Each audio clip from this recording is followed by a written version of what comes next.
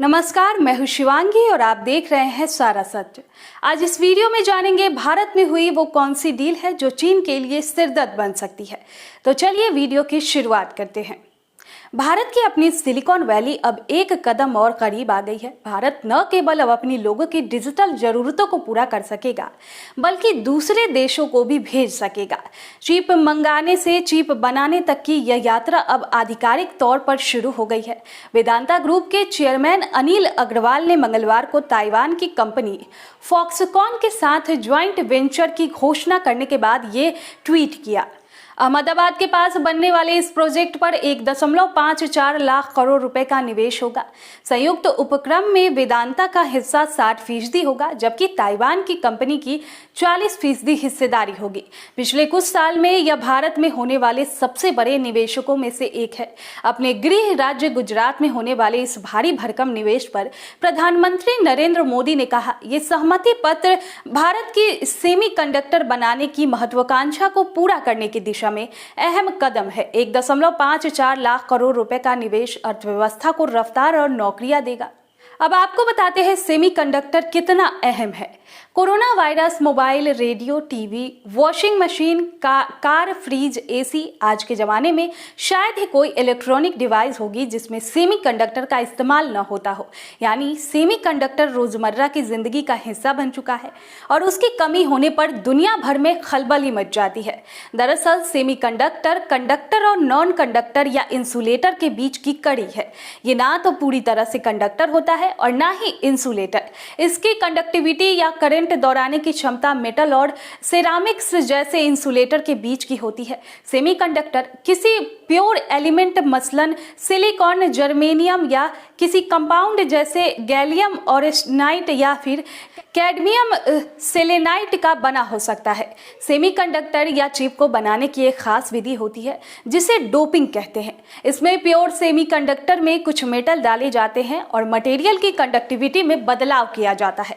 Chip और display fabrication में अभी चीन का दबदबा है। चीन, हांगकांग, ताइवान और दक्षिण कोरिया ही दुनिया के तमाम देशों को चिप और सेमीकंडक्टर की सप्लाई करते हैं। चीन की अर्थव्यवस्था में चिप एक्सपोर्ट का हिस्सा बताता है कि किस तरह ड्रैगन ने अमेरिका समेत दुनिया के तमाम देशों को सिलिकॉन चिप बेचकर अपना खजाना भरा है।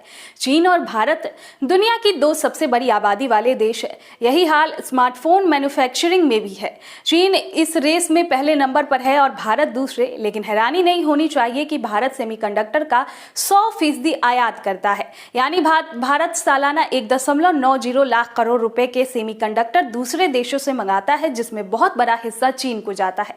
व्यापारिक संगठन PhD chamber of commerce and industry की पिछले महीने आई एक रिपोर्ट में दावा किया गया है कि भारत चीन से 40% इलेक्ट्रॉनिक्स इंपोर्ट घटा सकता है, बशर्ते मोदी सरकार PM गति शक्ति स्कीम के तहत मिलने वाली रियायतों को ईमानदारी से लागू करे। भारतीय उत्पादकों की इस भावना का ख्याल रखे कि वो कॉम्पिटिटिव कीमतों पर उत्पाद तैयार कर सके।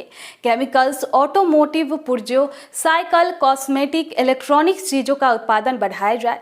वहीं बता दें कि संगठन के अध्यक्ष प्रदीप मुल्तानी के मुताबिक चीन से सस्ता सामान ही भारत की राह में सबसे बड़ा रोड़ा है। चीन लो कॉस्ट लो वैल्यू के फॉर्मूले पर काम करता है और यही वजह है कि भारत की छोटी कंपनियां चीन की लागत के सामने टिक नहीं पाती।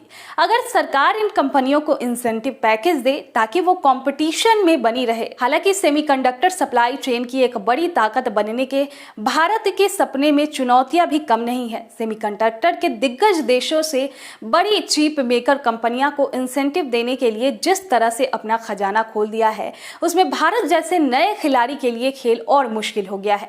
जानकारों का मानना है कि चिप की मैन्युफैक्चरिंग भारत में होने के बाद भारत के इंपोर्ट बिल में कमी आएगी। सत्या गुप्ता कहते हैं, निश्चित तौर पर इंपोर्ट बिल में कमी आएगी, लेकिन चीन की चिप ऑनरशिप को लेकर बहुत अधिक भागीदारी नहीं है, हव्या ज्यादा है। फिर भी जितना भी हो, चीन के इंपोर्ट को झटका तो लगेगा ही। आज की वीडियो कैसी लगी कमेंट बॉक्स में जरूर बताएं। ऐसे ही वीडियो को देखने के लिए देखते रहे सारा सच।